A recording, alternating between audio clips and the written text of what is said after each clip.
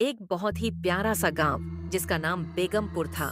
लेकिन यह गांव एक भूतिया गांव के नाम से प्रसिद्ध था। यहाँ एक काफी पुरानी हवेली थी जिसमें बहुत साल पहले पूरा परिवार रहस्यमय तरीके से मारा हुआ पाया गया था। और ऐसा कहा जाता है कि इस हवेली से आज भी एक औरत के चिल्लाने की आवाज आती है। गांव के लोग इस हवेली के आस-पास जाने से भी कतराते थे।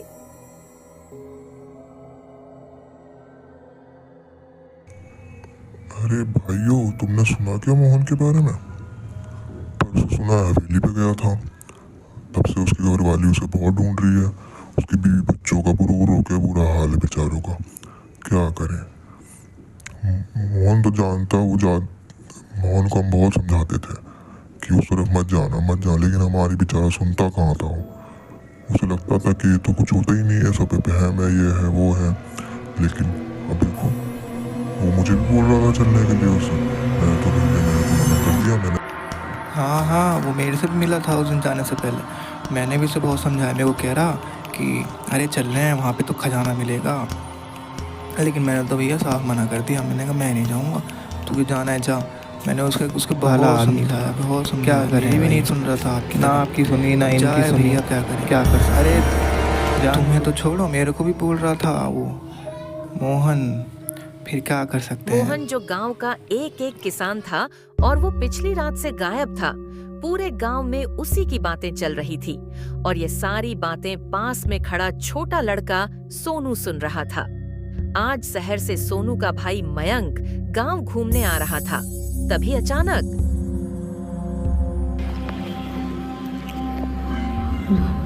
रुक जाओ। कौन हो तुम? रुक जाओ, वहीं रुक जाओ, बिल्कुल आगे मत बढ़ जाना। पता है तुम कहाँ जा रहे हो? जहाँ तुम जा रहे हो वहाँ पे खतरा है, मौत है। रास्ता ऐसा क्यों रोक रही हो? देखो तुम जो भी हो, मैं तुमसे बिल्कुल भी डरने वाला नहीं हूँ, ठीक है ना? और मैं कहाँ जा रहा हूँ मैं तुम्हें क्यों बताऊँ? तुम एक अनजान औरत हो। मुझे पता है तुम्हें पैसा नहीं, मुझे तुमसे कोई पैसा नहीं चाहिए। मैं यहाँ तुम्हारी मदद करने के लिए आई हूँ। मैं तुम्हें बताने आई हूँ कि जिस गाँव में तुम जा रहे हो वो एक चुड़ैल से शापित गाँव है। वहाँ एक हवेली है। अगर उस हवेली के जो भी पास गया है वहाँ उस जिंदा वापस नहीं आया है। अगर तुम जरा भी आगे बढ़े तो तुम्हारी मौत पक्की है हवेली के पास जाते ही। मेरा बताना फर्ज था, बाकी तुम्हारी इच्छा।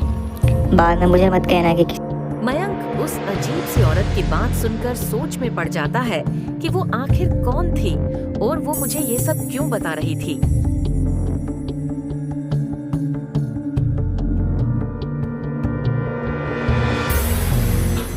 आखिरकार मयंक सोनू के घर पहुंच जाता है।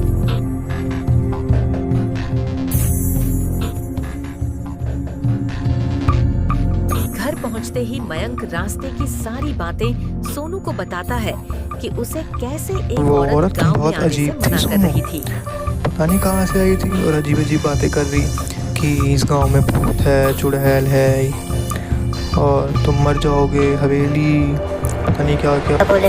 हाँ भैया, तुम्हें नहीं पता यहाँ पे इस हवेली है जहाँ पे अभी हमारे गांव का एक मोहन गया था, वो वापस नहीं आया है। और ये बताते हैं कि यहाँ पे जो भी जाता है वापस नहीं आता। एक औरत वहाँ पे जल के मर गई थी। जब से वहाँ पे ऐसे चल रहा है वहाँ पे सब कुछ। कि आखिर ऐसा क्या है हवेली में जो यहाँ के लोग इतना डरते हैं हवेली से। मयंक एक शहर का पढ़ा लिखा लड़का था, इसीलिए वो भूत प्रेत में विश्वास नहीं करता था। उसे ये सारी चीजें एक अफवाह मात्र लग रही थी और वो आज रात ही हवेली में जाने का प्लान बनाता है। रात होते ही मयंक सोनू को बिना बताए हवेली की तरफ निकल जाता है। हवेली पहुंचते ही मयंक इधर उधर देखने लगता है। तभी अचानक कौन हो तुम? हिम्मत है तो मेरे सामने आके बात करो। तुम मेरे को डराना चाहते हो? ये गांव वालों को तुमने डरा रखा होगा, मेरे को नहीं डरा सकते तुम।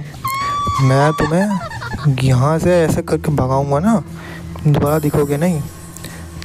तुम्हें मैं 2 लात में अगर मार दूंगा, 2 लात में। समझ में आ रही है तुम्हें? ये क्या कर रहे हो? नहीं, बहुत दर्द हो रहा। नहीं।